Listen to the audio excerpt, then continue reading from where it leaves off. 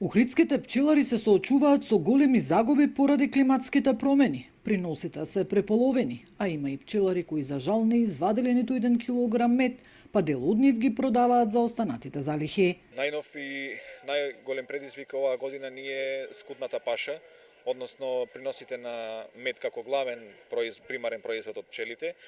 Оваа година за жал имаме пчелари кои што не извадија ниту 1 килограм мед, а очекувавме големи приноси со оглед на тоа што пролетниот период беше многу надежен, пчелите стартуваа во добра кондиција и се надевавме нормално на поповолна ситуација, меѓутоа ситуацијата таква каква што е и оваа година за жал ќе ги продаваме преостанатите залихи од минатата и преминатата година. Останува проблемот и со нелојалната конкуренција. На пазарите и маркетите се продава фалсификуван мед кој многу тешко може да се препознае со голо око.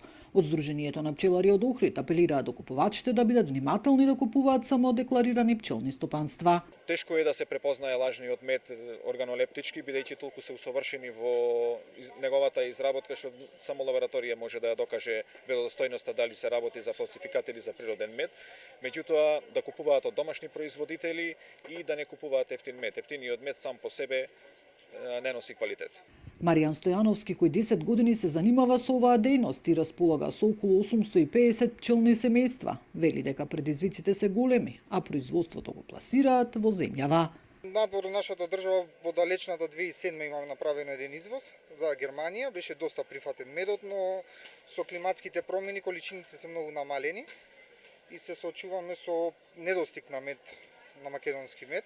Добрите познавачи сметаат дека потребни се засилени контроли и казни за оние кои манипулираат со купувачите. Инаку деновиве во Охрид се одржува саем на мед, каде посетителите имаат можност да го запознаат директно пчеларот, кој стои зад медот кој го купуваат, да дегустираат, но и да дознаат повеќе за пчеларството. Нина Аритоновска, Сител телевизија.